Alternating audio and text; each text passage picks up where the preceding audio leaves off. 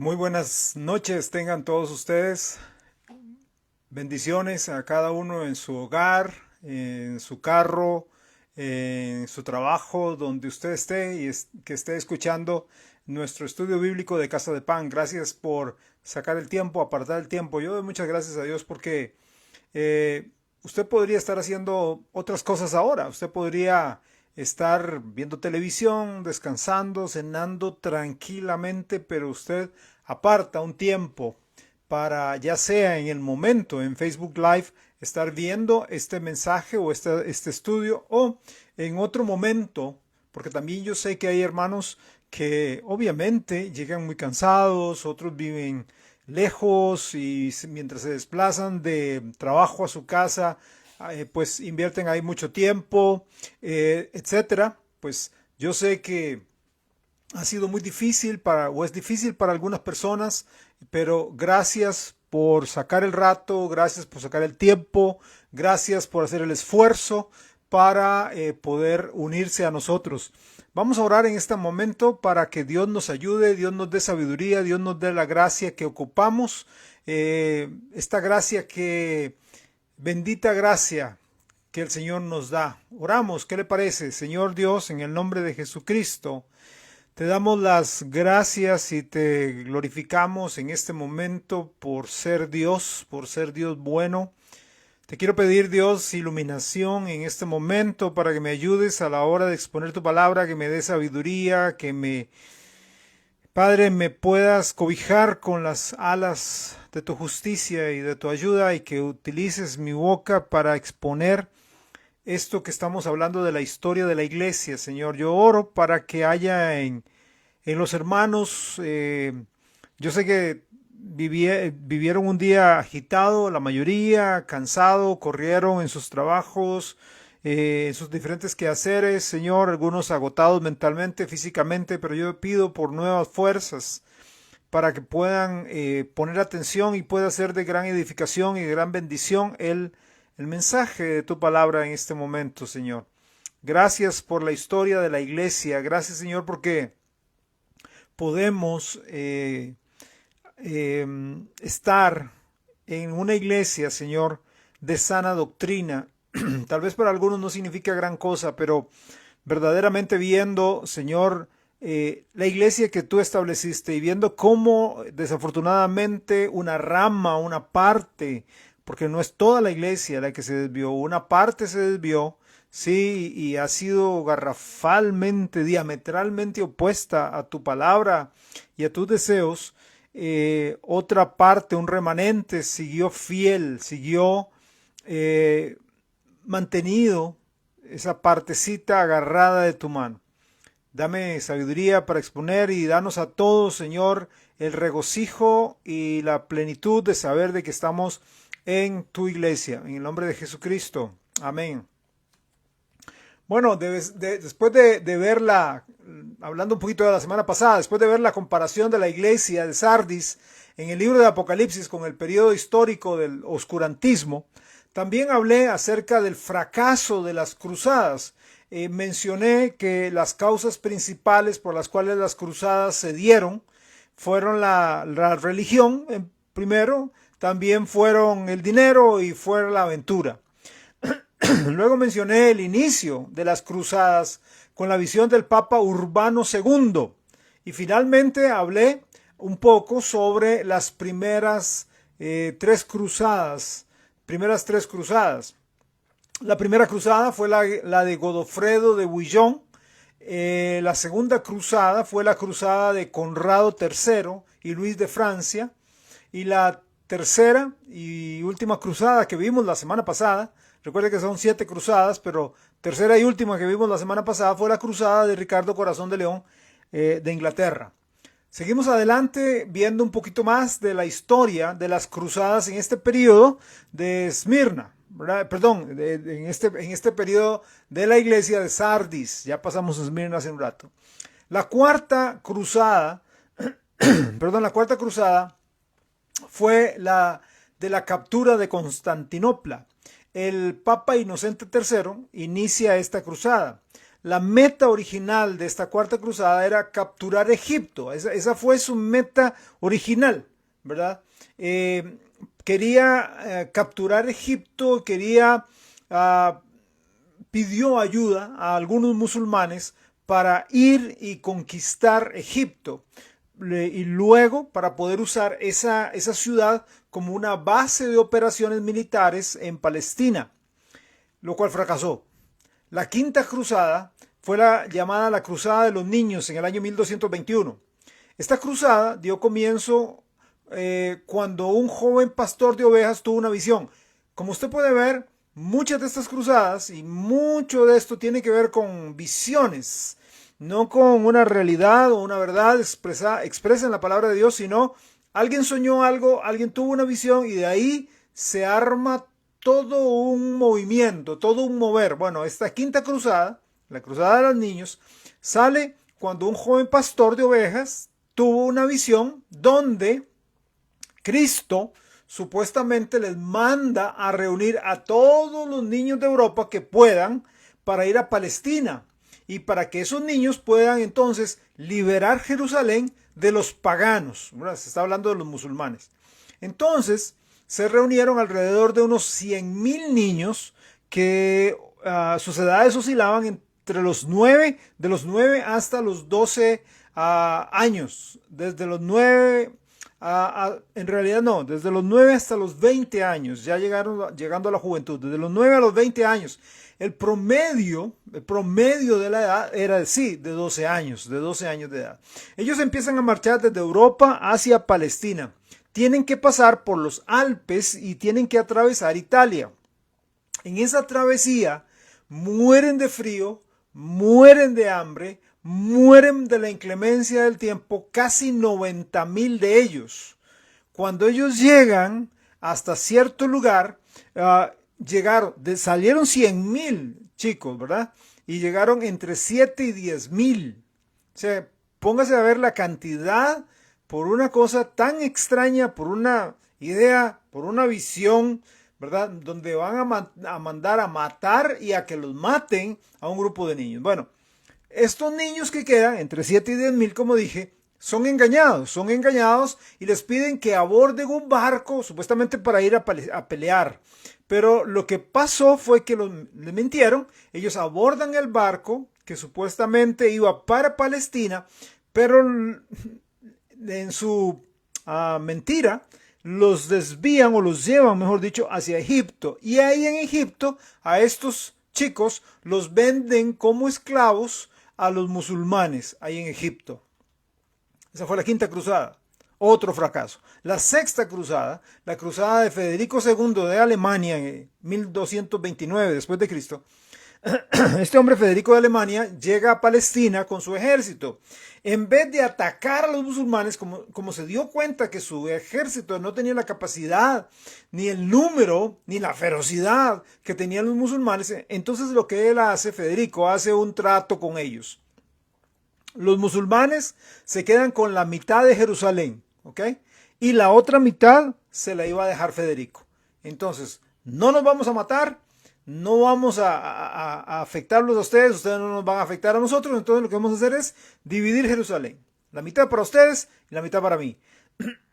Belén y Nazaret y los caminos que unían a esas ciudades con la ciudad de Juan de Acre le quedan a Federico. Este hombre se compromete entonces con los musulmanes a respetar la vida, a respetar la hacienda de todos los bienes de los musulmanes y a evitar que los cristianos católicos envíen nuevas expediciones, o sea, nuevas cruzadas contra ellos. Una vez que entró a su mitad de Jerusalén, buscó quien lo coronara, pero nadie quiso. Entonces él se autocoronó rey de Jerusalén. El Papa Gregorio IX se enoja por esta acción porque él decía que el que debía ser rey en Jerusalén era él, Gregorio, y no este tipo que llega ahí a ese lugar, Federico, y se autoproclama rey. Entonces, el Papa Gregorio IX hace o toma cartas en el asunto, que era muy común en aquel entonces de parte de los papas, y era que cuando me cae mal o cuando hace algo que no me agrada, entonces lo excomulgo. Así que el Papa Gregorio excomulga a Federico.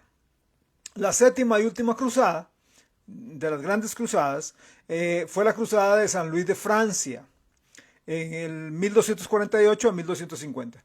A pesar del trato que Federico había hecho con los musulmanes, San Luis emprende la séptima cruzada contra los musulmanes dirigida hacia Egipto. Fue un fracaso completo. Una vez más, o sea, prácticamente ninguna de las cruzadas salió airosa. Prácticamente ninguna de las cruzadas logró la meta o el objetivo por el cual fueron creadas. ¿Okay? El rey y buena parte de su ejército fueron tomados prisioneros por los musulmanes, y entonces se les obliga a pagar un gran rescate para poderlos liberar. Y a los que no, pues los iban a matar. Así se terminan 2 siglos de las santas cruzadas de la Iglesia Católica Romana. Fueron 2 siglos donde millares de personas literalmente murieron asesinadas porque la Jezabel espiritual quería la Tierra Santa. Recuerde que la historia de este periodo es una historia manchada con mucha sangre. Sangre, por un lado, de la gente que iba a las cruzadas, y sangre, por otro lado, de los mártires cristianos en algunos casos, y en otros casos, judíos y también musulmanes. ¿Cuáles fueron las consecuencias de las cruzadas? ¿Qué lograron las cruzadas? Bueno, número 1, las cruzadas resultaron en el comienzo de la formación de los ciudades-estados. Ciudades-estados. Recuerde que bajo el sistema feudal, cada señor tenía su propio estado bajo su mando, ¿verdad? Eran los famosos lores, ¿verdad? En Inglaterra, y otros términos más que se les daban. Bueno, puesto que muchos de esos señores, con sus ejércitos de caballeros, nunca regresan de las cruzadas porque los matan, el sistema feudal se debilita. ¿Ok? Lo que eso hace es que entonces de los que quedan vivos, al no tener dinero, al no tener solidez, ¿verdad? Entonces lo que hacen es venden sus tierras, venden sus animales, hasta se venden ellos mismos a los señores que había, pues que en el momento habían quedado, ¿verdad? Puesto que pocos fueron, ¿verdad? Resultó en la consolidación de recursos. Lo que este grupito y este grupito y este grupito y toda esta tierra pasa ya no tanto a pequeños grupos, sino pasa a formar una ciudad-estado. Ya todo pasa, la tierra, la gente, el dinero, pasa a unos cuantos que se convierten en los que están dominando la economía y la tierra de esas áreas. Esas pequeñas tierras se juntan y se convierten entonces en un gobierno central. Bajo este sistema de nación-estado o ciudad-estado, la gente ahora tenía más poder para romper el control que el papado tenía sobre ellas, porque el papado ejercía control sobre pequeñas villas, claro, donde habían decenas y centenas de personas, los amedrentaban, los mataban, los coaccionaban, ¿verdad? Les quitaban sus propiedades, pero ahora resulta que ya hay grandes terratenientes que cuando llega el Papa, cuando llegan los emisarios del Papa a decir, esto es mío, esto, aquello, ellos les decían, no señor, momentito, si usted quiere entonces vamos a pelear contra usted. Y fue ya una pequeña brecha que se abre en ese gran dominio. Los estados independientes del sistema feudal empiezan a unirse como naciones, y los 3 más conocidos son Francia, Inglaterra y España. También este periodo de las cruzadas no solamente dejan el inicio de las ciudades-estado, sino también es el inicio de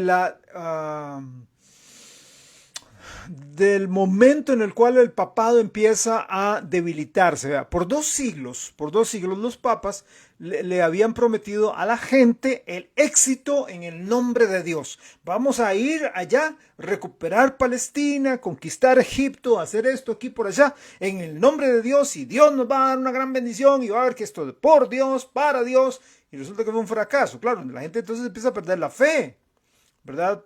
La gente empieza a perder la fe porque dice, me engañaron. Igual como muchos hoy día, tristemente, por no hacer caso de lo que dice la palabra de Dios, que no hay otra profecía fuera de la palabra, le hacen caso a hombres y mujeres que se paran y se autoproclaman profetas y autoproclaman, ¿verdad?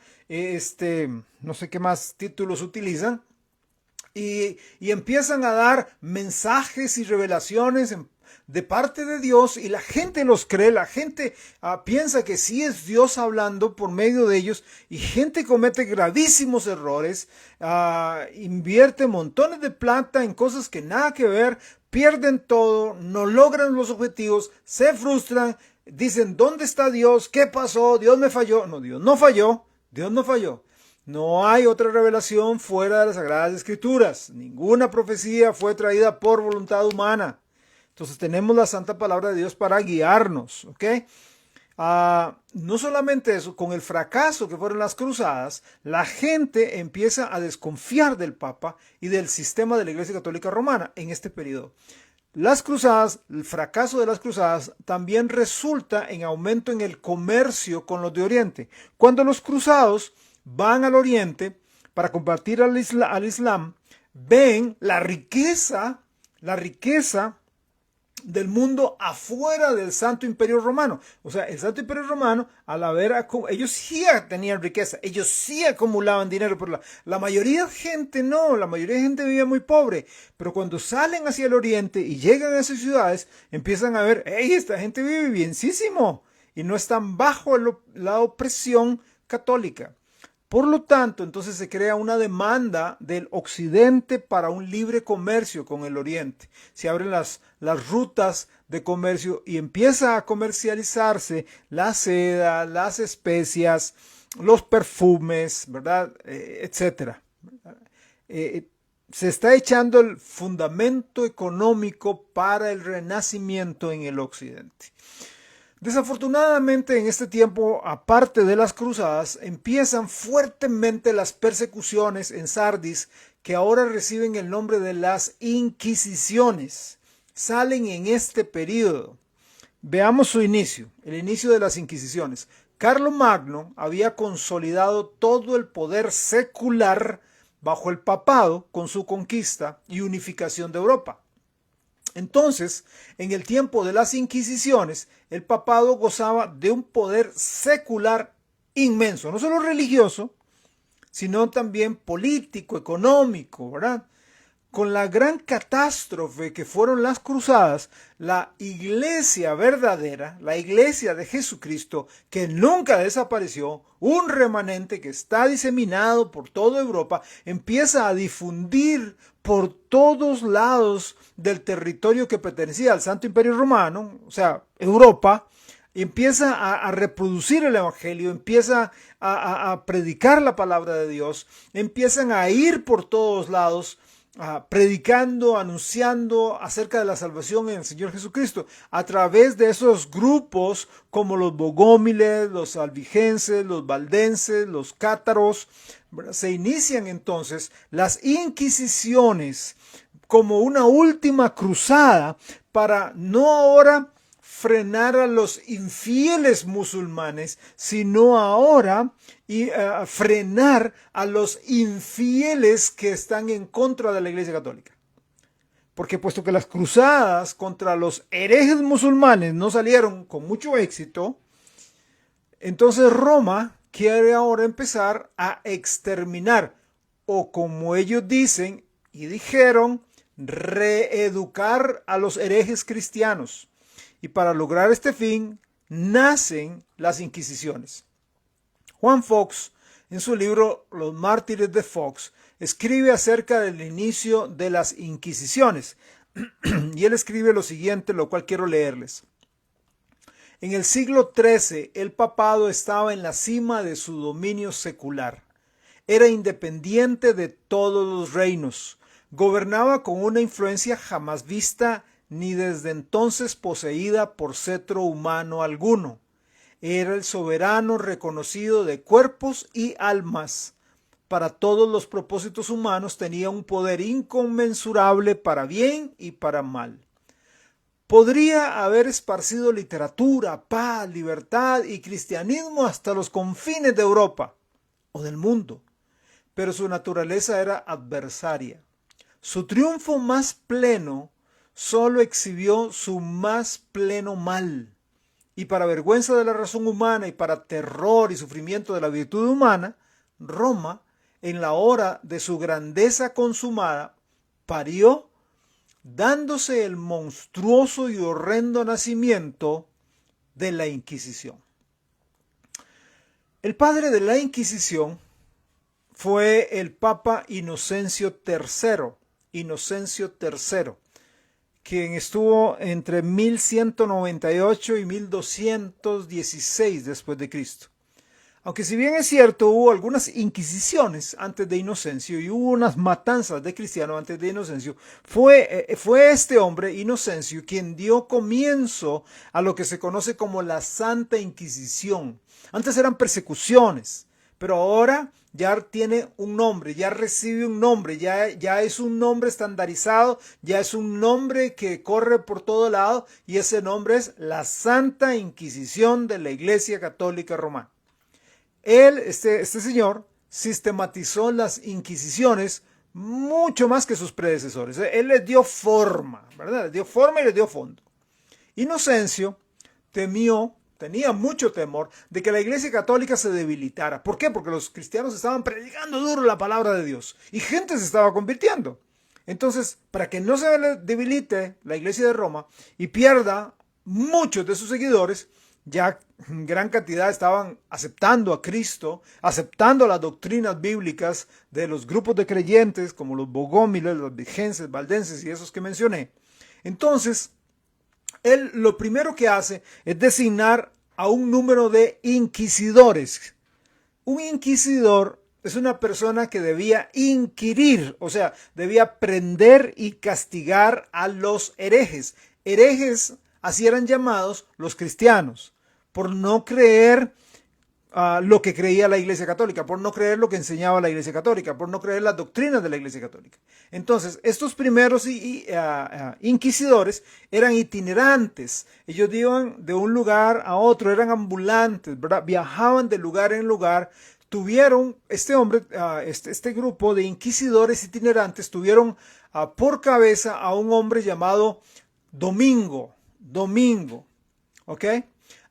Y por eso ellos reciben el título original de dominicanos o dominicos. Dominicos, tal vez usted ha escuchado a los padres dominicos. Su origen viene de la Inquisición. Domingo y sus varios inquisidores se extendieron por los varios países católicos de Europa, tratando con los verdaderos cristianos, matándolos, ¿verdad? Apresándolos, torturándolos y matándolos, pero no solamente con los cristianos, sino también con los judíos y también con los musulmanes. Y los trataron con la mayor dureza y desprecio inhumano posible. Pero no experimentando éxito, el nivel de éxito que ellos querían con estos inquisidores itinerantes, Inocencio lo que hace entonces es establecer tribunales fijos y regulares de la Santa Inquisición. Entonces cada ciudad grandecita, ¿verdad? Cada estado grandecito, ahí se levantaba un tribunal de la Inquisición. Y entonces ahí había inquisidores, había verdugos, gente que administraba el castigo ahí en esas ciudades. Ya no tenían que andar ese grupito por un lado y otro grupito para otro. Se le da una organización más plena y ahí en esos lugares ya formalmente se sentenciaba a la gente la mayoría de veces a muerte. El primero de esos tribunales se estableció en la ciudad de Toulouse, Francia. Y luego se extienden por varios países de Europa. La Inquisición de España fue la que adquirió mayor poder, la de España, ¿ok? Fue la que adquirió mayor poder. ¿Quiénes nos dominaron a nosotros de Latinoamérica? Ahí téngalo presente, tenga la buena tarea. Era la que más se temía. Uno de los mayores inquisidores españoles fue Tomás de Torquemada. Tomás de Torquemada, considerado como uno de los más despiadados y sangrientos inquisidores. Él inició como confesor particularmente de Isabel la Católica. ¿Recuerda ese nombre? La señora que le dio el chance junto con no me acuerdo quién, a Cristóbal Colón y toda la cuestión, ¿ok? Él era el confesor de esta mujer, ¿ok? Hasta que fue elegido como inquisidor, donde deja el cargo de confesor y empieza a matar a diestra y a siniestra. También, volviendo a Inocencio, el padre de la Inquisición, Inocencio prohíbe que la gente lea la Biblia en su propio idioma. En el año 1215 él manda que encarcelen para juicio y castigo a todos los que traduzcan las Sagradas Escrituras. Además, hizo la siguiente declaración de una muy mala interpretación de un texto bíblico, y cito lo que él dijo. Perdón. Así como en la ley de Moisés, la bestia que tocaba el monte santo debía morir, así los hombres simples y sin educación no debían tocar la Biblia ni atreverse a predicar sus doctrinas. ¿Por qué? Porque como ellos creían que los únicos que tenían la capacidad de tocar las Sagradas Escrituras era el Papa, los obispos, los cardenales, los sacerdotes, la gente preparada, religiosa, el clero. En cambio, los laicos son un montón de ignorantes que no sirven para nada y que no pueden entender las Escrituras. Y aquí los compara con animales, con bestias, ¿verdad? Y hay una historia ahí en el Éxodo donde se hablaba eso del Monte Santo. Él dice, esa gente, hablando del resto, salvo ellos, no puede tocar las Sagradas Escrituras. No puede leer las Sagradas Escrituras, solo nosotros. Este hombre mandó la persecución y la ejecución de los valdenses, porque esta gente, este grupo, los valdenses, se dieron la libertad de leer la Biblia, traducido por Pedro de Valdó en la lengua común. Inocencio dijo que el Papa, dijo así, el Papa se encuentra entre Dios y el ser humano, por debajo del primero y por encima del segundo. Es menos que Dios y más que un hombre. A todos juzga y nadie le juzga. Ok, veamos un poco las inquisiciones. En el año 1200, y quiero decirle, voy a dar pinceladas. Y vea, no voy a entrar en detalles. Leyendo, de verdad que a uno le da un sentimiento de profunda tristeza, de profunda compasión y hasta desasosiego, leer la forma tan cruel en cómo torturaban a las personas, a hombres, a mujeres, a niños, a adultos, a ancianos, a bebitos, de cómo sentían un placer en torturarlos y los torturaban una vez y les cuento algunas cosas a grosso modo, jamás voy a entrar en detalles, porque sinceramente es fuerte, es verdaderamente fuerte. Tomaban a una persona tal vez y por medio del potro o por medio de otros, el potro es este aparato, ¿verdad? Donde a usted lo amarran y lo van jalando y usted va estirando sus extremidades, sus manos, sus pies, o a veces lo amarran a animales salvajes, un caballo, etcétera, y ellos empiezan a ir a llevar al animal poco a poco hasta lograr dislocar las piezas, ¿verdad? De los hombros, los brazos, la cadera. Entonces, después de semejante dolor, lo devolvían a las mazmorras, donde los médicos volvían a poner los huesos en su lugar, esperaban un poquito de tiempo y lo volvían a hacer. Y así por 3 veces, hasta que la persona, algunos perdían la razón, otros no aguantaban más y suplicaban la muerte del fuerte dolor. En 1244 se publican dos edictos, dos mandatos, ¿verdad? Dos decretos. Número uno, que todos los herejes, o sea, estamos hablando de 1244, este es un decreto papal, todos los herejes, o sea, los que no creían la doctrina católica, cualquiera que no creyera la doctrina católica era un hereje, ¿ok? Que todos los herejes que persistieran en su obstinación fueran quemados vivos. O sea, usted no quiere usted no quiere creer que la Iglesia Católica es la madre, no creo eso, ok, quemado vivo. El segundo decreto, que todos los herejes, que se arrepintieran, ¿verdad?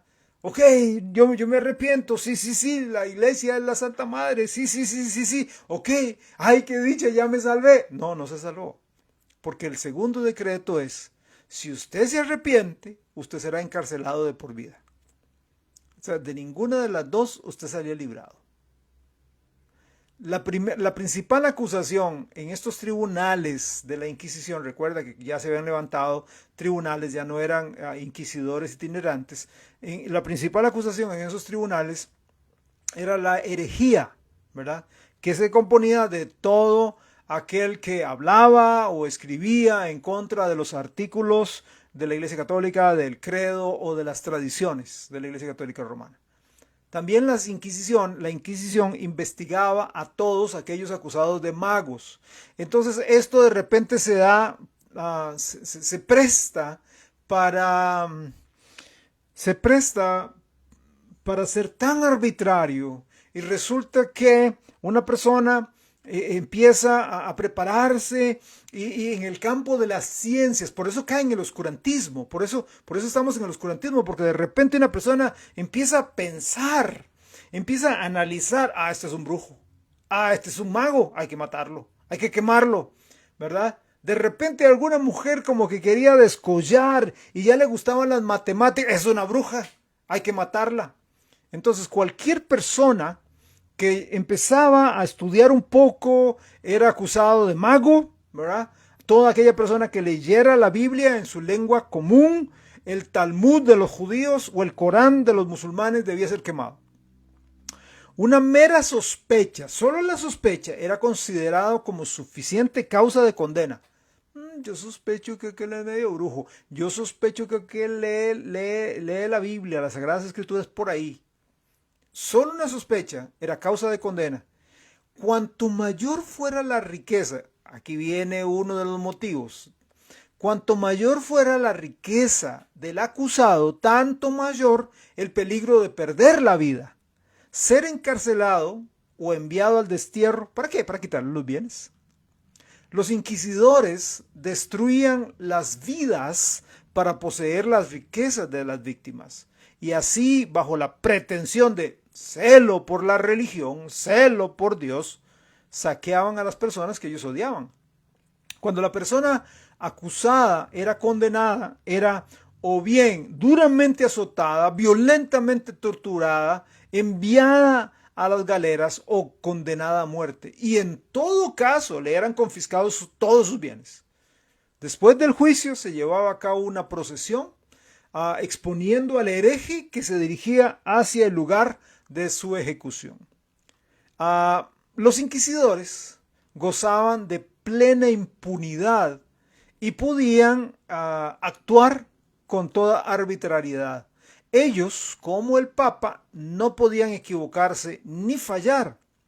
Por orden expresa del Papa se le había prohibido tener clemencia hacia sus víctimas, ¿verdad? Qué sé yo, como a veces vemos en estas películas donde alguien, ahí un gladiador o alguien está en el circo y va a matar a la persona y vuelve a ver al emperador o al que está ahí arriba y la gente le grita que viva, ¿verdad? Levantando el pulgar, clemencia, ¿verdad? Etcétera, que viva. No, ahí no hay clemencia.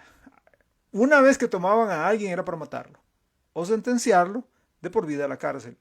Otra orden del Papa les permitía a los inquisidores utilizar cualquier medio de tortura. Ellos se idearon y se fabricaron cualquier cantidad de medios de tortura de los más horrorosos, horrendos, horripilantes que usted pueda pensar.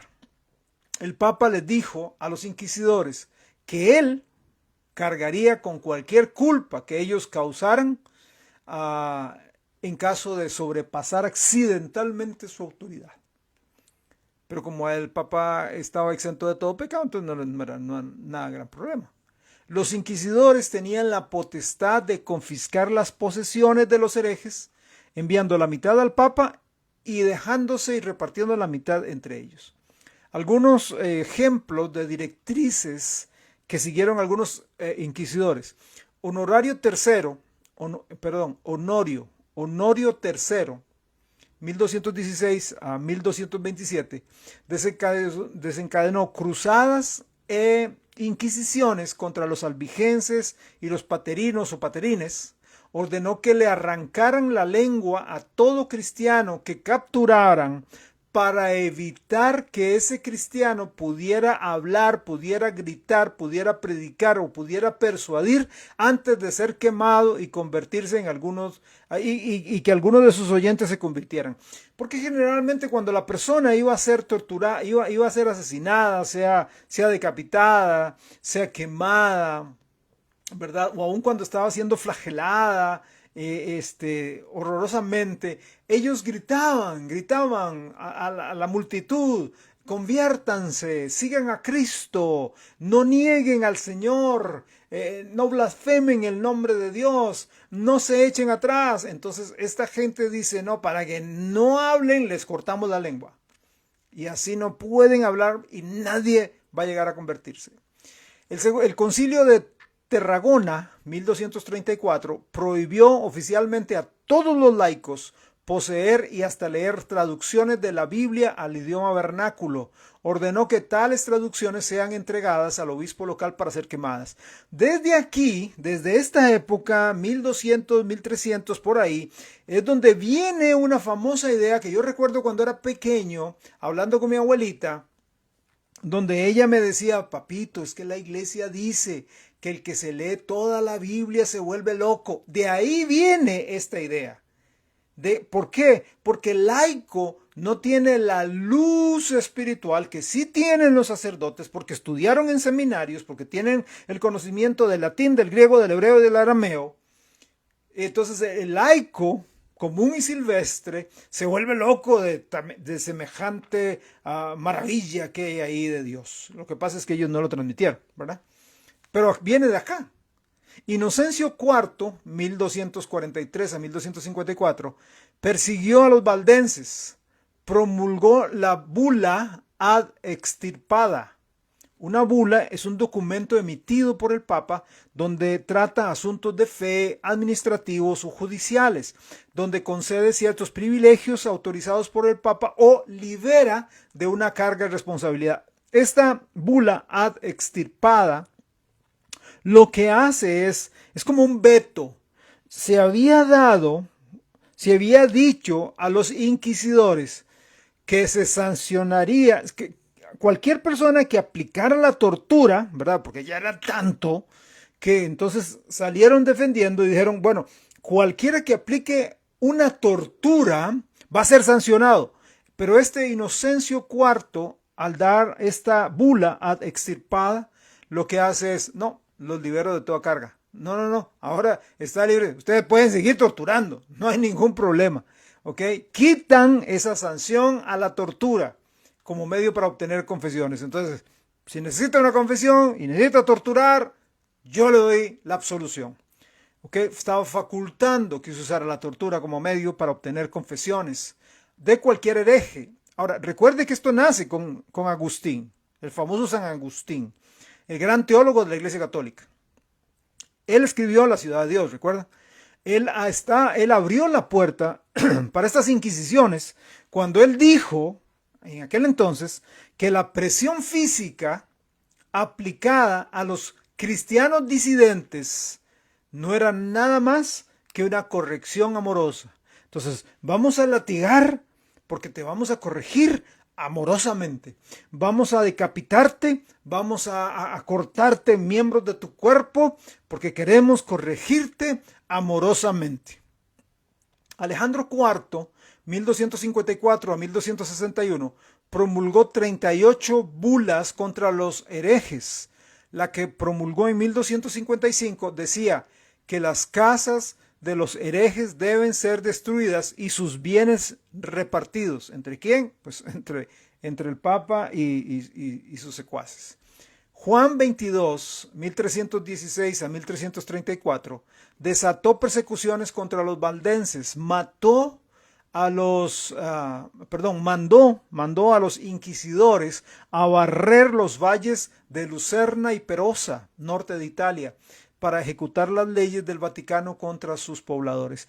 Desafortunadamente, como ustedes algunos lo saben, otros pues lastimosamente tengo que decírselos, porque está en los anales de la historia. Esto no es tal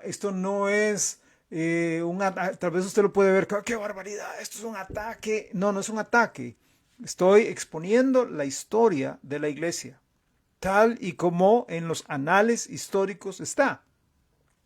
Desafortunadamente el sistema papal se fue corrompiendo y corrompiendo y corrompiendo. Aquí en el periodo de Tiatira llega el poderío papal a su máximo apogeo, ¿verdad? Ahora, como sabemos, con el poder absoluto siempre viene una corrupción absoluta, una corrupción total. Y esto es lo que vemos aquí. La Iglesia Católica, con un gran poder, un poder casi soberano en la tierra, llega a su apogeo de corrupción en esta época. Les doy unos ejemplos, tanto moral como espiritual. Hablemos de la corrupción moral primero, dentro del papado. El Papa Esteban VI, en el año 897, ¿verdad? Estuvo ahí, presidió sobre el concilio cadavérico.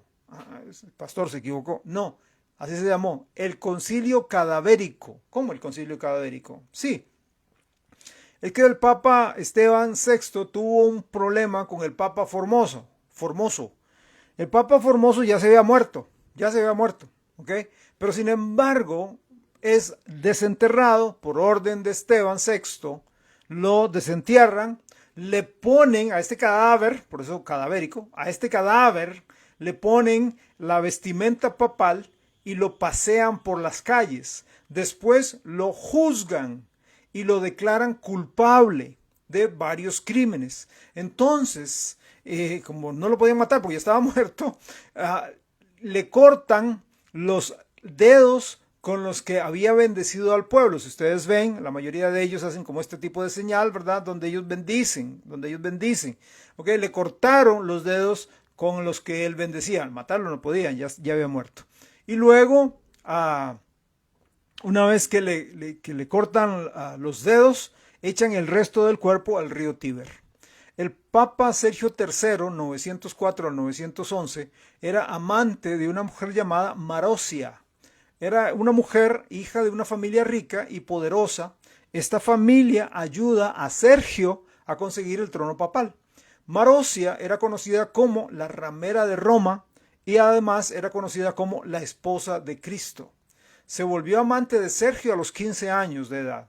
Después de la muerte de Sergio III, Marosia y su esposo Guido se adueñan del palacio papal, el palacio de Letrán, e hicieron prisionero al Papa Juan X, quien estuvo del 914 al 928, el sucesor de Sergio III. Y que, por cierto, este Juan X era amante de Marosia también.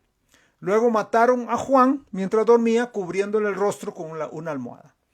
Luego sale León VI, 928 al 929. Él toma el trono después que Juan X muere. Marosia, quien sigue ahí en la escena de la película, lo mató porque él no quería seguir sus consejos de cómo dirigir el imperio católico. Juan XI, 929 al 955, fue el próximo en subir al trono papal. Juan era el hijo ilegítimo de Marosia y de Sergio III, porque recuerda que Marosia estaba casado. Y fue Marosia quien lo colocó en la sede pontificial. Juan XI fue muerto en el año 955. Las historias continúan, pero para que tengan una idea, por casi 50 años, una mujer adúltera y homicida, Marosia, controló el papado y el Santo Imperio Romano. Bonifacio VII, 984-985, mató tres rivales, tres personas que estaban antes de él para poder sentarse en la silla papal. Bonifacio VIII, 1294 a 1303, el hombre era un brujo, un hechicero, ateo, homicida, además de un pervertido sexual, y fue papa. Juan XXII, 1316 a 1334, tenga este nombre claro, o este título, porque ese no era su nombre, era el título. Juan XXII fue elegido como papa porque era un buen administrador. Trabajó bajo el concepto de lo que el papa, trabajó bajo el siguiente concepto. ¿Okay? Escuchen el concepto. Lo que el papa podía dar, el papa lo podía vender. Repito, lo que el papa podía dar, el papa lo podía vender. Entonces, él establece un sistema de venta de perdón. Entonces, como el papa puede perdonar pecados, porque es el vicario de Cristo, entonces, él puede vender ese perdón. Cuanto peor sea la transgresión, cuanto peor sea el pecado, ¿verdad? Tanto mayor el precio del perdón. Mucho pecado, muy alto el precio. Poquito pecado, poquito el precio. De este modo, cuanto más vil fuera la vida de los feligreses, o sea, de las personas, ¿verdad?, que pertenecen a cierta parroquia, más se podía enriquecer el Papa. Estas son las llamadas indulgencias. Aquí nacen las indulgencias por este señor Juan XXII. Llegó, este hombre, en su locura por la plata, llegó a perseguir hasta los mismos monjes franciscanos de su misma orden católica.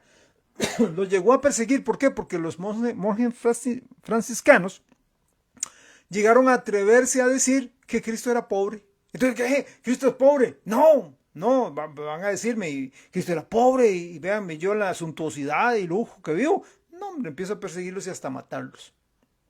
Luego tenemos a otro, Juan 23. Escúcheme bien lo que voy a decir para que no se me confunda.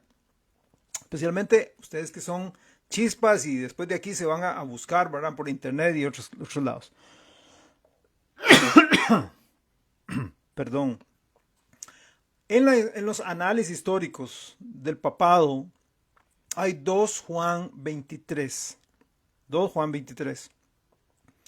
El primer Juan 23, perdón, por favor, perdón, reinó de 1410 a 1415, el primer Juan 23. ¿Por qué lo quitan? ¿Por qué lo quitan del papado? Él tuvo un harem de más de 300 monjas a las cuales abusaba frente a sus amigos. Él era violador, fornicador, adúltero y homicida. Era tan perverso que los historiadores católicos lo quitaron de la lista de papas, ¿verdad? Este título, Juan 23, luego se le otorga años después, muchos años después, a otro hombre llamado Angelo Giuseppe Roncalli. De hecho, hasta es conocido como el Papa Bueno, ¿verdad? Aparentemente. Bueno, la lista sigue, pero vamos a parar acá porque es horrible seguir hablando de esta parte moral, que no hay nada de moralidad, hay pura inmoralidad. Hablemos de la corrupción espiritual. Gregorio VII, 1073 a 1085, dijo que el nombre del Papa era el único nombre que había sobre el mundo. No hay otro nombre bajo el cielo que el nombre del Papa. Aquí está contradiciendo Hechos 4:12 y Filipenses 2, ¿verdad? Donde dice que no hay otro nombre bajo el cielo dado a los hombres en que podamos ser salvos. ¿Y cuál es ese nombre? El nombre de Jesucristo. Él intentó reformar la Iglesia Católica, entonces se instituye el celibato a la fuerza, ¿verdad? Viendo tanta generación, instituye el celibato. Además dijo lo siguiente: la iglesia romana nunca ha errado, ni puede errar hasta el fin del tiempo. Luego tenemos a Inocencio III, 1198 a 1216. Fue el padre de la Inquisición, como dije anteriormente, ¿verdad? También, hablando de su corrupción a nivel espiritual, estableció la supremacía del Papa. Dijo que el Papa no podía equivocarse. repudió el título vicario o sustituto de Pedro. Dijo que el Papa no es vicario ni sustituto de ningún hombre, sino él es vicario y sustituto de Dios, es el Hijo de Dios. ¿Ok? Afirmaba que solamente él podía gobernar sobre la iglesia, así como el Estado. Creía que, ya que toda la actividad del hombre estaba manchada por el pecado, solo el Papa podía actuar, porque como el Papa no tiene pecado, podía verse sin mancha por ese pecado y por lo cual tenía derecho de gobernar sobre el mundo. Estoy hablando políticamente también. Prohibió a la gente leer la Biblia en su propio idioma. Condenó a los albigenses, un grupo de creyentes, porque ellos tenían su propia versión de la Biblia. Exigió a los judíos, y es cuando leí esto y estudié esto, me impresionó mucho. Y digo yo, de verdad, como dice Eclesiastés, no hay nada nuevo bajo el sol. Este papa exigió que los judíos portaran distintivos con ellos para distinguirlos y los obligó a vivir en guetos, en barrios bajos. ¿Quién fue? ¿Cuándo fue? ¿Recuerda? A esta gente que tenía un numerito acá, o les anotaba un número en la frente, o les anotaba un número en la mano. ¿Ah? ¿Quién fue, verdad? Adolfo Hitler y todos sus secuaces. Bueno, no es nuevo. Lo que ellos hicieron allá en la Segunda Guerra Mundial no fue nuevo. Viene desde este periodo. Honorio III, 1216 a 1227, continúa las inquisiciones, persiguiendo a los albigenses y a los paterines casi hasta exterminarlos. No satisfecho con solo matar a los creyentes, destruye sus libros y destruye todas las traducciones de la Biblia.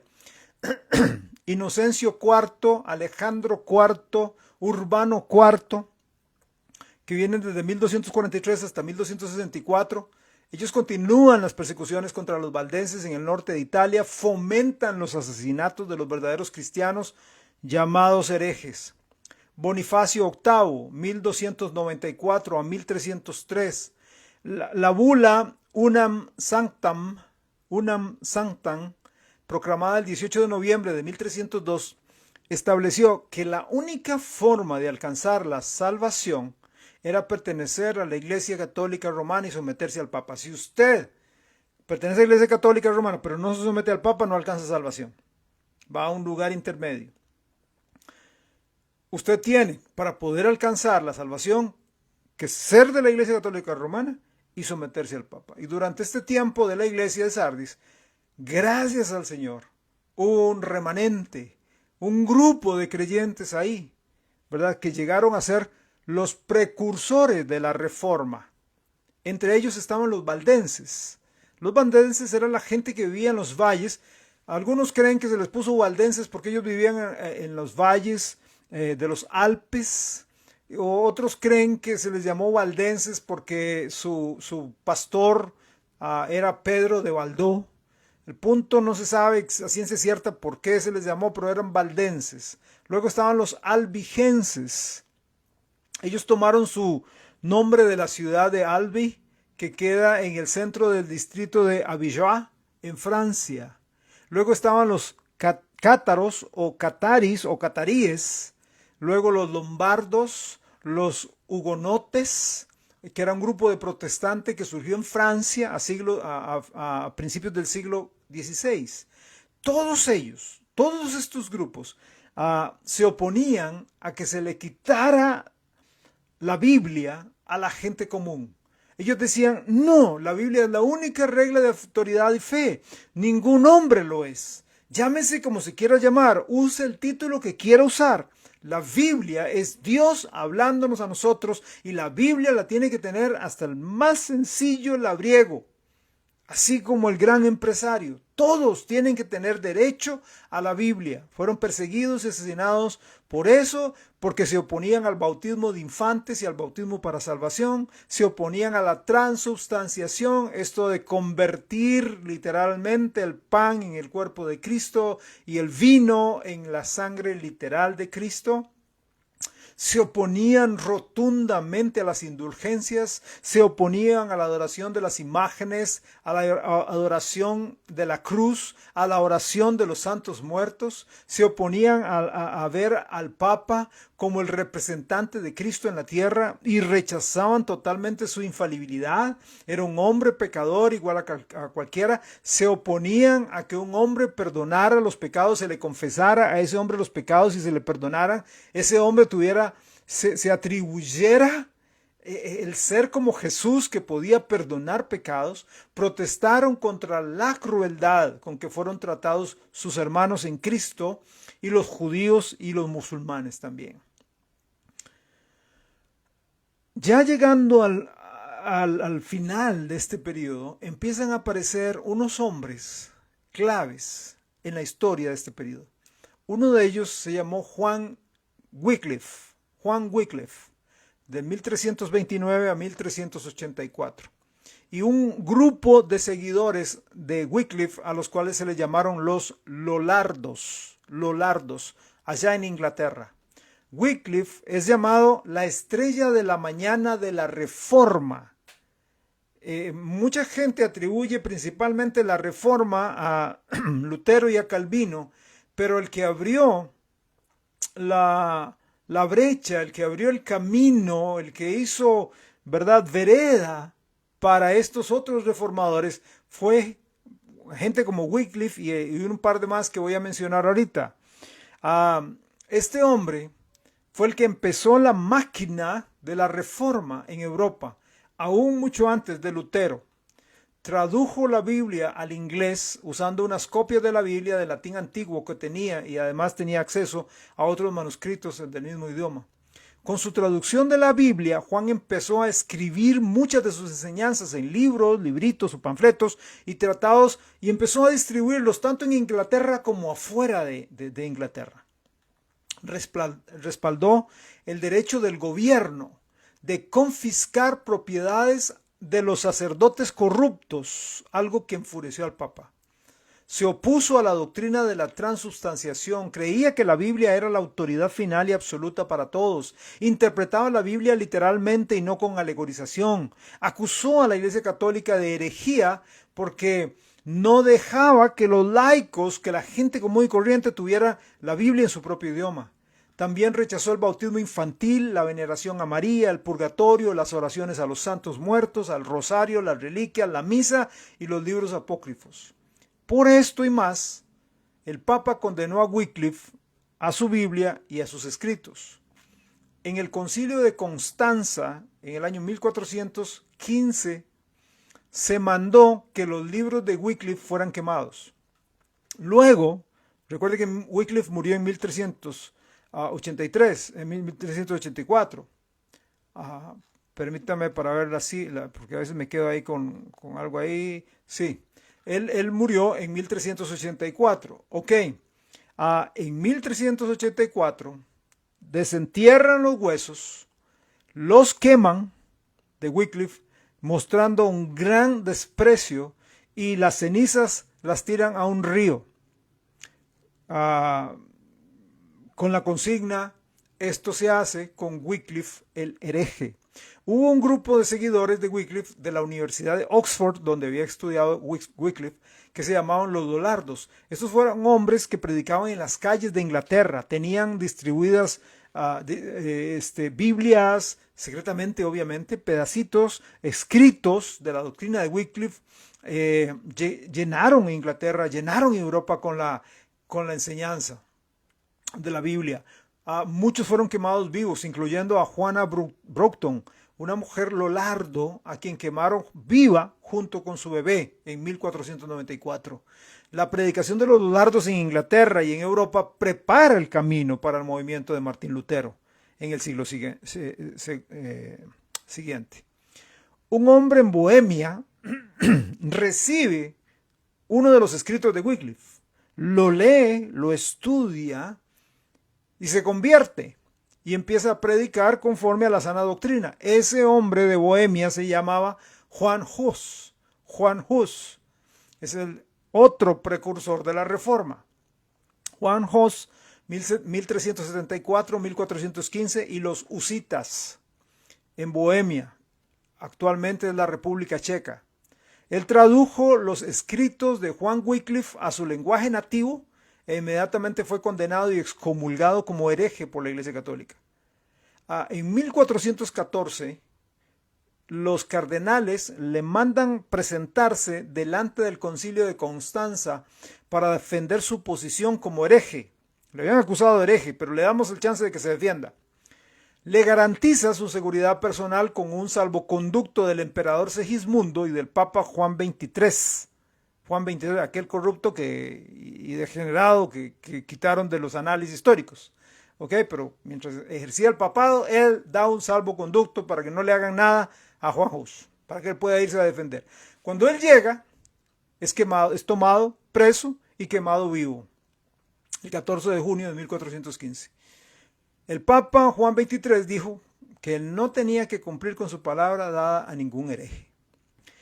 Y por último, dentro de este grupo tenemos a Jerónimo de Savonarola. Jerónimo de Savonarola, 1452-1498.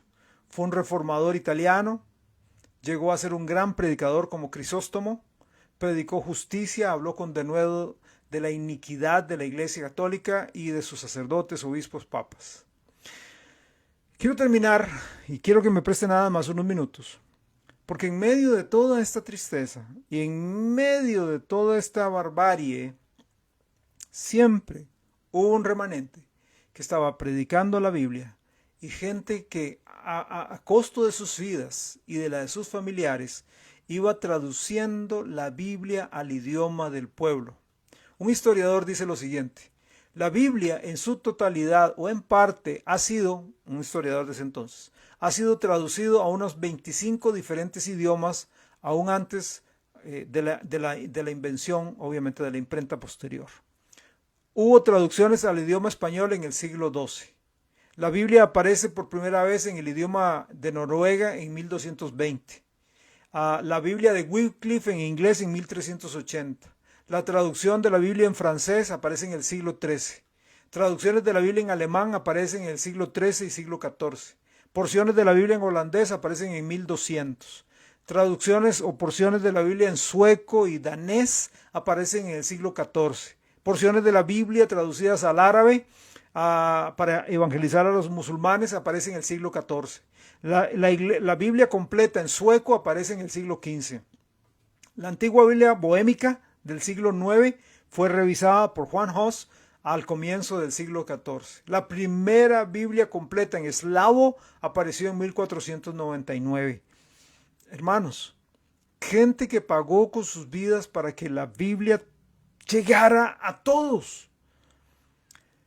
Es triste cuando uno escucha y presencia y analiza lecciones como esta, donde gente que ocupa un cargo, donde puede y tiene la facultad, tiene el dinero, tiene la posición, tiene la fama, el renombre, como dijo al principio, como leí del historiador, ¿verdad? Fox, la posibilidad de hablar y que todo el mundo lo escuche, de poder predicar el evangelio, pero más bien los engañan, los meten en un oscurantismo, cierran sus mentes, cierran sus corazones. Recuerda que dije uno de los países más difíciles o que más tuvieron la Inquisición en su mayor apogeo fue España. Hoy por hoy es tan difícil evangelizar España, porque España fue golpeada por un lado por la religión católica y golpeada por otro lado por la política y la dictadura. La gente vive como le da la regalada gana. ¡Qué tristeza!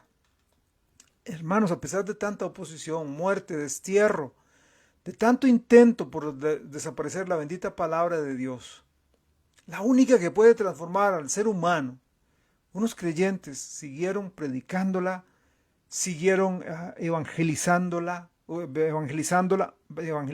usándola traduciéndola a cuanto idioma podían, además de distribuirla y hacerla llegar a todo rincón. Dios usaría el testimonio de este remanente que no había doblado su rodilla delante de Baal o de la Jezabel espiritual para quebrar el control de Roma. En el período que sigue es el período de la iglesia de Filadelfia. Y aquí vamos a ver a Dios utilizando Inglaterra para que vaya hasta lo último de la tierra con el Evangelio de Jesucristo y la Biblia de los ingleses. La Jezabel espiritual tuvo 1000 años para arrepentirse, pero no lo quiso hacer. Dios ahora la va a juzgar y va a abrir una puerta que ningún hombre puede cerrar.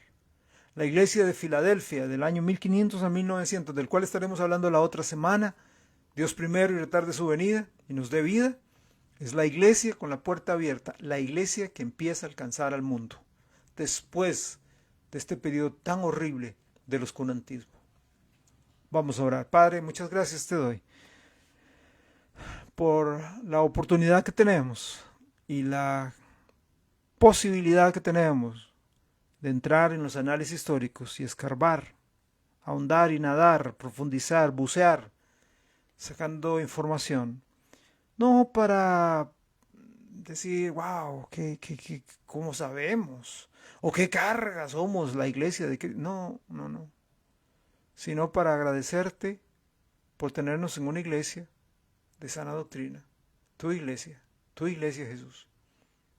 Somos ese remanente que viene a través de los años, a través de los siglos. Somos ese remanente. Porque si nos ponemos a pensar, toda la gente que vive hoy en el mundo, muy pocos son cristianos verdaderos. Muy pocos. Algunos ni saben que son cristianos.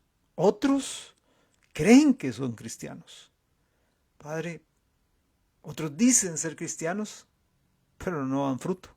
No profesan. No hay fruto en sus vidas. Es un remanente.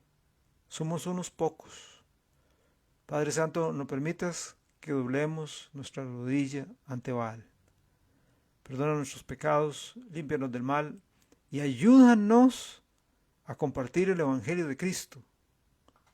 En el nombre de Jesús. Amén. Amén. Que el Señor les bendiga grandemente. Quiero nada más unos 2 minutos más recordarles que este sábado a las 5 de la tarde tenemos nuestra reunión de jóvenes MJM. Entonces, jóvenes, papás que me escuchan, inviten a sus muchachos para estar allá a las 5 de la tarde. El domingo seguimos adelante con esta serie de lecciones que habla acerca de avivar esta pasión por las almas perdidas. Que Dios nos ayude, que Dios nos zarandee de verdad y nos abra los ojos para ver la gente que de verdad Dios ama a la gente. Entonces, domingo a las 10 de la mañana le quiero invitar a nuestra iglesia allá en Casa de Pan. Puedes llegar, por favor, y a los hermanos de la iglesia, recuerden el desafío, oremos e invitemos a alguien, por lo menos, a una sola persona, por lo menos, para este domingo pueda escuchar el mensaje de Dios. Y la última cosa que quiero decir, quiero agradecer a todos ustedes que regularmente están bendiciéndonos con sus ofrendas y con sus diezmos. Para nosotros, para nuestro ministerio en Casa de Pan son muy importantes estas ofrendas y quiero agradecerle de todo corazón y motivar si usted no está colaborando y quisiera hacerlo. Recuerde que en Casa de Pan no le vendemos nada. No estoy coaccionando ni diciéndole que si usted no da, Dios lo va a castigar. Nada de eso.